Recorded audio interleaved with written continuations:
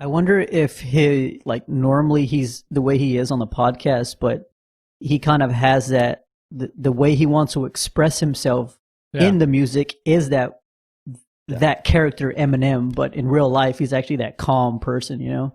He doesn't really have that confidence to bring out that Eminem in real life.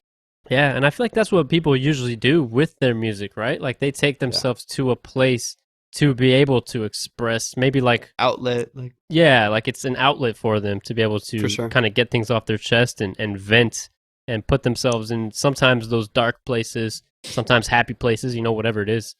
You know, it's not necessarily a good it makes me think of Billie Eilish. She has a song called Listen Before I Go, which is basically about suicide. Like it's a pretty like dark song, and it like makes you sad if you actually pay attention to the lyrics. And she obviously, a lot of her fans had a lot of questions because they were kind of concerned about that song.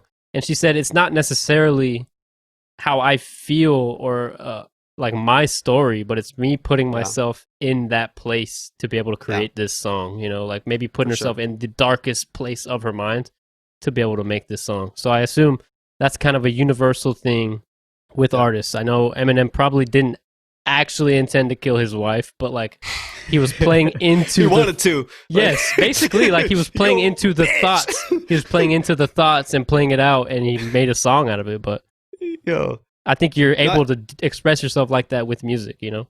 I can totally, I mean, obviously, just as a small local artist, I can totally relate to that in like writing songs that aren't necessarily... What do you mean small? You're the biggest artist in San Antonio. I'm low-key probably the biggest thing to come out of 210 in a minute. Come on. Bro, you're the biggest thing since AJ Hearns. Get that explosion, bro. Bro, I'm the biggest thing since fucking Thomas J. Henry to come out of Slice bread, buddy. Thomas J. Henry, boy. Bro, you're bigger than Jim Adler. Bro, the Texas Hammer.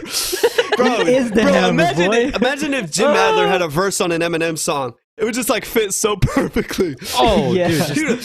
You hate your wife, I'll hammer her. This man. No, but I was gonna say, as far as like being able to relate and communicate about experiences that you know other people have had and put them in your own music, I think is important as an artist to do. Like in my life, I'm obviously limited in my expression as to what I've experienced, the kind of heartbreak, the kind of pain, the kind of joy, the kind of whatever. And so I think for me, like I've had songs. Obviously, I've been married for 3.5 years now. That I like last year released songs about breakup or about heartache. Well, I'm not experiencing that right now. But I can still understand that someone else will listen to this song and be able to relate to it in a way where it speaks to them, gives them some hope, or even just some relatability at some level that I think can still be powerful as an artist. So I'm sure Eminem, Drake, you know, any of these guys do that to the point where like, actually I was even hearing, there was an interview recently with 21 Savage. I can't remember if it was like 99 or I don't know. I don't even remember who was interviewing him, but he was talking about the fact he's like, dude, I'm not a gangster. Like I'm a freaking like businessman over here, like chill, paying taxes, like just making music. When I rap about stuff, like that's a character, and I'm talking about maybe some past experience, but also just like what I know other people want to hear and want to, and maybe they've experienced it. But dude, this isn't my life. This isn't my life right now. Like I'm not freaking walking around with a Glock. I'm not freaking doing any of this stuff. Like this is like that's not who I am. So I think a lot of artists we have to understand, like we've talked about. At some level, maybe some more than others, but our characters, you know, they're your actors. You're putting on, you know, an experience for people to listen to. It's not necessarily all your reality. Yeah, that's true. I've got 2 thoughts on that, man.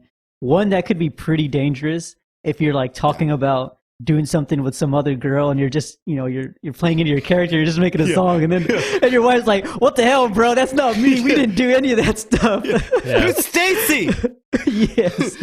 I've always thought about that, dude. Like how there's so many rappers who are like married, and then the things they rap about, like what do their wives think when they hear these lines? Like, do they tell them in advance, like, "Hey, I'm just writing fiction"? Like, bro, you just hope that it is. You're like, "Hey, I'm about to write about a Rebecca, but I just want to like let you know I don't know any Rebeccas. I ain't touched no Rebeccas ever." Like, Rebecca was from before I met you, you know. Bro, but you know that your wife at that point is googling every like your name plus Rebecca to see see if there's ever any connection between anyone from Parker, like cross-reference, FBI. Yeah.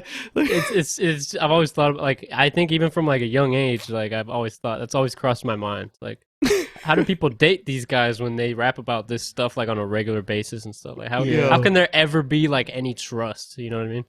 But it's hilarious. It is true though that we expect musicians to not be able to write fiction. That's basically what it is sometimes. When it comes to like writing a book or a story, we have no problem with fiction being written. Mm-hmm. Like music is just another expression.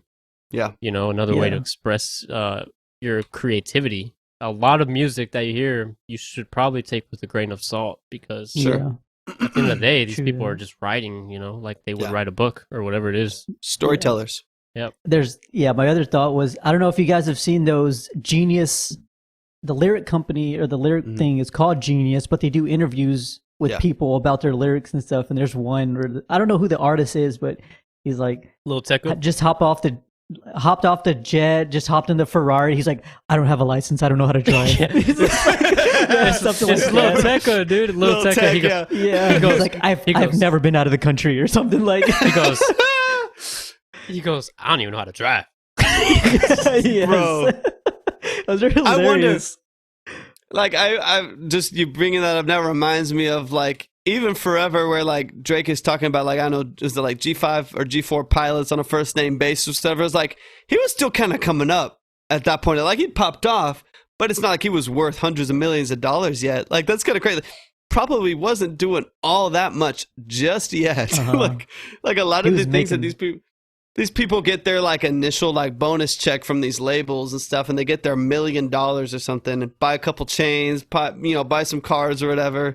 And then they're like, oh yeah, I got the chains and the cars. I'm like, bro, you've like had one hit song that popped off. Like you're really not like living that life yet. Like you bought a few things. Like how much money did you get from that? God. like geez, like you just named 6 things. Like your Patek I know is worth $750,000. Like I'm pretty sure you didn't make that much yet. Like all right, I want y'all to listen to this, man. I pulled up the clip. Lil Tecca on his Genius interview where he analyzes the lyrics. Yes. You got a man, know what I do to your mans. No, I ain't shooting the hands. Took an airline, took one again. Crashed a Rari, so I hopped in the Benz. I don't even drive. Oh my God. He says, I don't even know how to drive. I don't even know how to drive. And then it just switches to the next lyric. That's literally all he says about that. That's hilarious. It's hilarious, dude. I love bro, that. That's funny. Bro, like imagine though, like obviously you have to be at some level to even be able to have a semi-believable lyric about this stuff. But like imagine me, like local personal trainer, you know, like pushing musician, trying to get some shit out there. And I was like, got the chains, got the diamond on my wrist, gotta like start putting out lyrics that people are like, my family's like, bro, I know you. Like you're still trying to figure out taxes. Like like, bro, you need to get a CPA before you buy your like wrist out like that. Yeah, like my rap music, if they were real, it'd probably be like just mowed the grass. Right? Yeah. Just did my taxes. Just washed the dishes. And I think that's where it mostly comes from is like you have to make shit up to a certain extent. Like you know, you only have so much going on in your life. You might as well glorify it a little bit to make the song more exciting. But yeah, it is funny for sure. Well, and that's when you hear about some of these artists that like rented Lamborghinis for their videos. Yeah. And like sat in front of someone else's private jet to like pop up, but then their songs pop. It's like, you know, fake it till you make it. Their songs pop off, then they do get $1 million. Yeah, they actually can't buy one afford now, it, right? And it's like, but you see a lot of that. We're like, hey, this is actually not real. Wow, crazy, bro.